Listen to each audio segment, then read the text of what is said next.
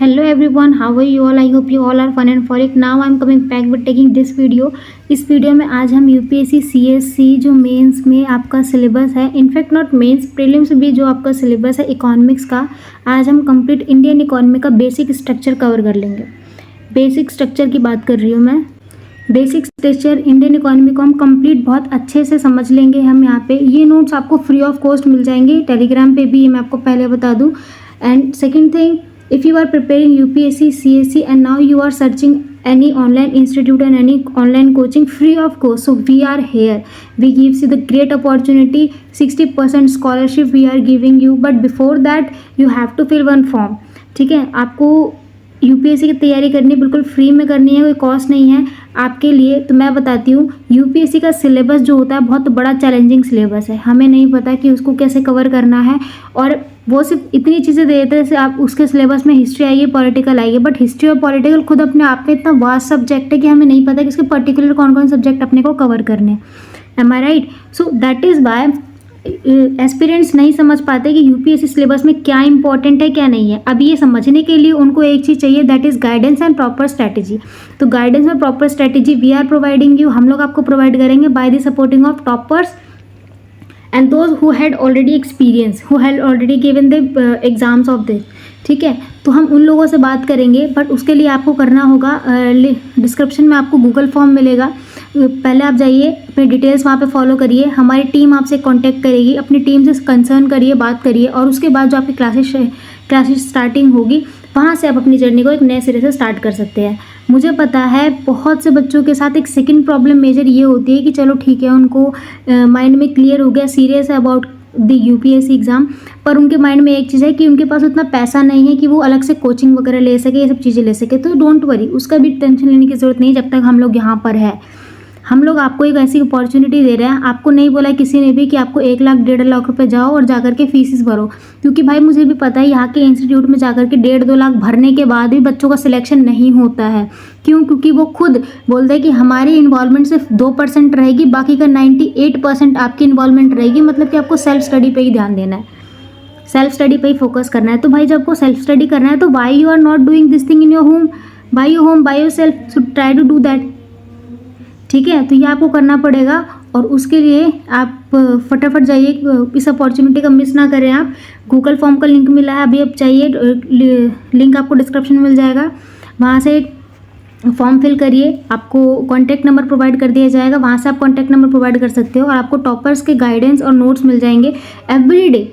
रोज़ हमारी क्लासेस होती है, रोज़ हमारे सेशंस होते हैं जहाँ पे बच्चे आते हैं, अपनी कंसर्न करते हैं, डाउट सेशंस होते हैं, पढ़ते हैं, पढ़ने के बाद जो भी उनका डाउट होता है वो क्लास के अंदर ही सॉल्व होता है, ऑन टू ऑन। हम अलग से क्लासेस मैनेज नहीं करते, तो ऑन द सेम स्पॉट उनका डाउट क्लियर होता है, सारी चीज़ें, सारे सिलेबस, सारे फाउंडेशन कोर्सेज, प्री से लेकर के mains plus interview, personality test तक सारी प्रिपरेशन करवाई जाती है। ठीक है, तो ज़्यादा कंसर्न करना है, आप सीधे नंबर दिया गया है, उस नंबर पर कॉल करिए, बात करिए, और अपनी जर्नी को आज ही एक अच्छे तरीके से स्टार्ट करिए। देखो, प्रिपरेशन अगर करनी है तो अपने लिए करो, किसी को दिखाने के लिए मत करो। अगर आप पढ़ रहे हो तो भाई ढंग से पढ़ लो, सीधी सी बात है, और ढंग से पढ़ने के लिए आपको गाइडेंस की ज़रूरत पड़ेगी। आप बिना गाइडेंस के, बिना नॉलेज के नहीं पढ़ पाओगे, तो आपको उसके लिए अपने आप को कंसर्न करना पड़ेगा, ये आप पहले ध्यान रख लो। और बिना सोच रहे हो कि भाई मैं ऐसे ही कर लूँगा, बहुत से बच्चे ऐसे जो कहते हैं प्री तो मेरा ऐसे ही क्लियर हो जाएगा, और सबसे बड़ी बात सीटेट को वो हलवा मानते हैं। भाई वो हलवा पेपर नहीं है, प्री होने के बाद सीसेट में बच्चे अटक जाते हैं। उसके पीछे का गलती है कि उनकी स्ट्रैटेजी, उनकी मेंटालिटी, उनको कोई बताने वाले नहीं कि क्यों अटकते हैं, वाई दे आर। तो ये चीज़ है। ठीक है, आप अभी जाइए, अपॉर्चुनिटी का फ़ायदा उठाइए। बाकी मिलते हैं हम क्लासेस के अंदर।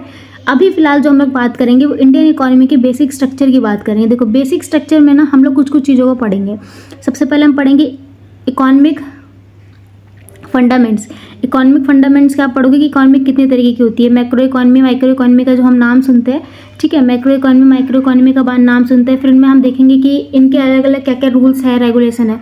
UPSC mostly took question from the macro economy. Macro economy से बहुत सारे क्वेश्चंस आते हैं, तो वहाँ से अपने आप को प्रिपेयर करने की ज़रूरत ज़्यादा पड़ेगी। Second thing, concept of income, ये हमने आपको पढ़ना पड़ेगा। इसमें आप आपका इनकम टैक्स और उसके अलावा कई चीज़ों के बारे में पढ़ोगे, मॉनेटरी फंड। ठीक है, फिक्सल पॉलिसी, ये सारी चीज़ें आपको पढ़नी पड़ेगी। थर्ड जो चैप्टर पढ़ेंगे वो अपन पढ़ेंगे इंटरनेशनल स्ट्रक्चर रिफॉर्म्स का। इसमें आपको 3 पढ़नी पड़ेगी इंटरनेशनल स्ट्रक्चर रिफॉर्म, जिसमें आपको देखेंगे कि इकोनॉमिक ग्रोथ करने के लिए इंटरनेशनल लेवल पर इंडिया ने फिर कई कंट्रीज़ ने किस तरीके से रिफॉर्म्स की क्या पॉलिसी अपनाई। तो इसमें आपको 3 पॉलिसीज़ पढ़नी पड़ेगी। पहले आपका जो रहेगा वाशिंगटन पॉलिसी रहेगी, वाशिंगटन कंसिक्वेंस रहेगा। दूसरा आपका बीजिंग, और तीसरा आपको जो स्पिरिचुअल रहता है वो। ठीक है, ये 3 जो है वो आपको पढ़ने पड़ेंगे। ये इंटरनेशनल लेवल की रहेगी। यहाँ से क्वेश्चन आ सकता है प्री के पॉइंट ऑफ व्यू से है, वो हम PYQ के अंदर क्लियर कर लेंगे। Fourth, economic growth and develop के ऊपर बात करेंगे, ये इंपॉर्टेंट है, यहाँ से क्वेश्चन बनता है। ठीक है, इसमें हम ग्राम पंचायत और अलग अलग चीज़ों को पढ़ेंगे। इवेल्युएशन ऑफ इंडियन इकोनॉमी, ये भी इंपॉर्टेंट है, यहाँ से भी क्वेश्चन बनता है। उसके अलावा इकोनॉमिक रिफॉर्म प्री में क्वेश्चन बन सकता है। प्लानिंग इन इंडिया, यहाँ से भी है। मॉनेटरी एंड करेंसी सिस्टम, ये मेंस के पॉइंट ऑफ व्यू से मोस्ट इंपॉर्टेंट है, यहाँ से क्वेश्चन 200% बनेगा। बैंकिंग सेक्टर से क्वेश्चन बन सकता है, प्री के पॉइंट ऑफ व्यू से इंपॉर्टेंट है। और इन्फ्लेशन और उसके अलावा फाइनेंशियल मार्केट जो इंडियन की है, ये मेंस के पॉइंट ऑफ व्यू से इंपॉर्टेंट है। ये आप लिख लो कि क्या क्या पॉइंट पढ़ने हैं और उसमें क्या क्या इंपॉर्टेंट है। ठीक है, टैक्सेशन सिस्टम आपको पता होना चाहिए। देखो, क्वेश्चन आए ना आए ये अलग मैटर है, पर आपको टैक्सेशन सिस्टम पता होना चाहिए अगर आप एक सिविल सर्विस बनने जा रहे हो। तो एक देश आपके अंदर रहेगा तो टैक्सेशन सिस्टम आपको पता होना चाहिए। उसके अलावा आप यहाँ पे इंडियन इंडस्ट्री के बारे में पढ़ोगे। ठीक है, इन्वेस्टमेंट मॉडल पढ़ोगे, किस तरीके से इन्वेस्टमेंट होता है। सर्विस सेक्टर्स पढ़ोगे आप, इंडियन सिक्योरिटी सिस्टम पढ़ोगे। ठीक है, एक्सटर्नल यहाँ से भी क्वेश्चन बनते हैं, पर ये मोस्टली जो है क्वेश्चन बनाता है करंट अफेयर से जोड़ करके, मोस्टली क्वेश्चन यहाँ से बनता है। एक्सटर्नल सेक्टर पढ़ेंगे इंडिया का, पॉवर्टी और इनइक्वालिटी, यहाँ से क्वेश्चन बनता है, मेन के पॉइंट ऑफ व्यू से इंपॉर्टेंट है, और मोस्टली सोशोलॉजी से जोड़ करके बनाता है। तो क्वेश्चन इस तरीके से पूछता है UPSC। आपको सोशोलॉजी भी जोड़नी पड़ेगी, इकोनॉमिक फैक्टर भी जोड़ने पड़ेंगे। मल्टीपल फैक्टर आपके माइंड में होने बहुत ज़रूरी है। ठीक, सेकंड थिंग अनएम्प्लॉयमेंट और उसके अलावा स्किल डेवलपमेंट, यहाँ से क्वेश्चन बन सकता है, बट प्री के पॉइंट ऑफ व्यू से है तो है, मेंस पे बहुत ज़्यादा नहीं पूछता है। एक्सक्लूजन और उसके अलावा इंटरनेशनल इकोनॉमिक ऑर्गेनाइजेशन, यहाँ से भी क्वेश्चन पूछा जा सकता है, बट 20% चांस है। तो मेन टॉपिक क्या है जहाँ से मेंस में क्वेश्चन हर बार आता ही आता है, वह अनएम्प्लॉयमेंट एंड डेवलपमेंट से आता है। ठीक है, पॉवर्टी से भी पूछ सकता है, ऐसा नहीं है कि नहीं पूछेगा। उसके अलावा टैक्सेशन सिस्टम से पूछेगा, फाइनेंशियल मार्केट से पूछता है, इन्फ्लेशन से पूछता है, बैंकिंग सेक्टर से नहीं, मनी एंड करेंसी सिस्टम से पूछ सकता है, इकोनॉमिक रिफॉर्म से पूछ सकता है। ये सारी चीज़ें वहाँ से हम पूछ सकता है। उसके बड़ी बात कंसेप्ट ऑफ इनकम से पूछ सकता है। ठीक है, मैक्रो एंड माइक्रो का जो कॉन्सेप्ट होता है ये हम आगे पढ़ेंगे, उसके अंदर से अलग पर्टिकुलरली निकाल के क्वेश्चन पूछ सकता है। अब देखो इकोनॉमिक फंडामेंट्स होता क्या है। इकोनॉमिक फंडामेंट्स, देखो एक बात कही गई थी कि economic is everywhere, understanding economics can help you make better decision and lead a hyper. Economic यानी कि अर्थव्यवस्था एक ऐसी चीज़ है जो हम अपने को बहुत बेहतर निर्णय लेने में मदद करती है। ठीक है, व्हाट इज़ इकोनॉमिक्स, एक होता है, देखो बच्चों दो चीज़ होती है, एक होती है इकोनॉमिक्स एंड सेकेंड होती है एक होती है इकोनॉमी। ठीक है, इकोनॉमिक्स अपने देश की चीज़ें चल कैसे रही है उसकी स्टडी को कहते हैं। हम पढ़ रहे हैं उसके बारे में एनालिसिस कर रहे हैं, स्टैटिक्स जिस चीज़ों को जोड़ रहे हैं, तो हम स्टडी वो इकोनॉमिक्स में जाएगी। पर उनका डाटा या फिर कंसेप्चुअल या फिर प्रैक्टिकल बेस्ड चीज़ें जो होती है वो होती है इकोनॉमी। क्लियर हो गया होगा, ये 2 वर्ड में छोटा सा डिफरेंस है। इकोनॉमिक्स वही सारी चीज़ें पर हम उसकी स्टडी कर रहे होते हैं, but economy is a practical data. ठीक है, तो what is economics? Economics is social science that investigate how socialists manage their limited sources to safely the diverse want to need or individual। एक व्यक्तिगत तौर पे उनकी ज़रूरतें, उनकी चाहतों को किस तरीके से सरकार मैनेज कर रही है, ये इकोनॉमिक्स के अंदर आती है, उनके गुड्स और उनकी नीड्स को। It develops into the integrate mechanism and underpin economic activity from the decision made by the individual as well as the business and a broader pattern of the production, consumption and distribution। एक देश के अंदर कितना उत्पादन हो रहा है, कितनी खपत हो रही है, कितनी उसकी सर्विसिंग जा रही है। ठीक है, कंजप्शन हो रहा है, डिस्ट्रीब्यूशन उसका बंटवारा हो रहा है, इन चीज़ों से ही मिलकर के इंडिविजुअल लेवल पर उनकी एक इंसान की चीज़ें कितनी पूरी हो रही है, ये इकोनॉमिक्स कहलाती है, यही अर्थव्यवस्था कहलाती है। तो इकोनॉमिक का बहुत ही बेसिक सा चीज़ है कि एक देश के अंदर कितना प्रोडक्शन हो रहा है, कितना कंजप्शन हो रहा है, कितना डिस्ट्रीब्यूशन हो रहा है, उसको कैसे गवर्नमेंट यूटिलाइज कर रही है, कैसे उसे लोकल लोगों की चीज़ें पूरी कर रही है, इकोनॉमिक्स के अंदर जाती है। The origin of economics thought can be tracked by the ancient civilization where thinkers, उसके अलावा questions which related to the trade, value, wealth, इन चीज़ों से क्वेश्चन बनते हैं कि देश के अंदर। देखो देश का डेवलपमेंट कैसे होगा, देश का डेवलपमेंट तब होगा जब एक सोसाइटी का डेवलपमेंट होगा। अब सोसाइटी का डेवलपमेंट बेसिक नीड से एक मैन या फिर एक जो वहाँ की सिटीजन है उनसे होता है। सिटीजन डेवलप होगा, सिटीजन स्टेट होगा, स्टेट से कम्युनिटी बनेगी। देखो एक सिंपल चीज़ है, ठीक है, मैन या फिर पीपल, आप कुछ भी बोल दो आप, ये होगा। अगर ये डेवलप होगा तो वहाँ से एक सोसाइटी निकलेगी, सोसाइटी निकलेगी तो वहाँ से एक कम्युनिटी डेवलप होगी, कम्युनिटी से स्टेट डेवलप होगा, स्टेट से यहाँ पे पूरी अलग अलग स्टेट से यहाँ पे पूरी इंडिया यानी कि कोई भी कंट्री डेवलप होगी। ये चीज़ें आपस में लिंक है, इंटरलिंक है। तो वही बात की गई है यहाँ पे कि उन रहने वाले लोगों की वेल्थ, वैल्यू, ट्रेड, जो उनकी बेसिक नीड्स है उनको कैसे फुलफिल कर पा रही है, ये सब इकोनॉमिक्स के अंदर जाता है। हाउएवर, हालांकि economics as a formal discipline gain prominence during the enlightenment era and further development during the industrial revolution, ठीक है।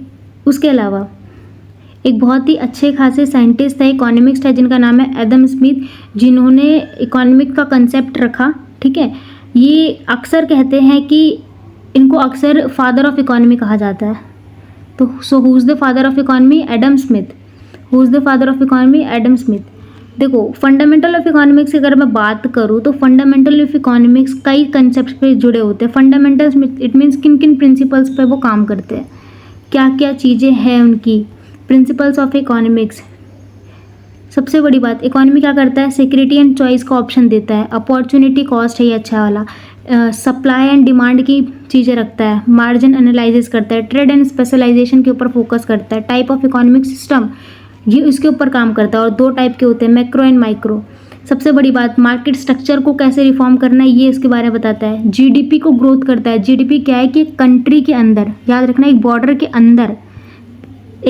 के अंदर होने वाला गुड्स डोमेस्टिक प्रोडक्शन, ठीक है। एक बॉर्डर के अंदर होने वाले कितने गुड्स, कितने सर्विसेज का प्रोड्यूस हो रहा है, वो सब जीडीपी के अंदर कैलकुलेट होता है। अदर नहीं, सिर्फ एक बॉर्डर के अंदर। So what is GDP?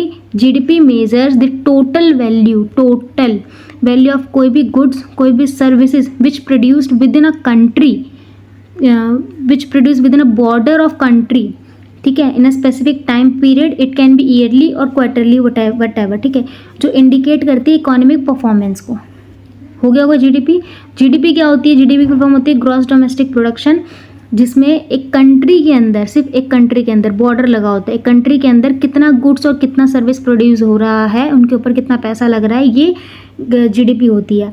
उसके अलावा इकोनॉमिक का फंडामेंटल है, इकोनॉमिक्स एंड इन्फ्लेशन के ऊपर काम करता है, अनएम्प्लॉयमेंट के ऊपर, फिक्सचर एंड मॉनेटरी पॉलिसी, ये बहुत इंपॉर्टेंट है, ये बहुत अच्छे से समझना आप लोग, क्वेश्चन यहाँ से बनता है, ठीक है।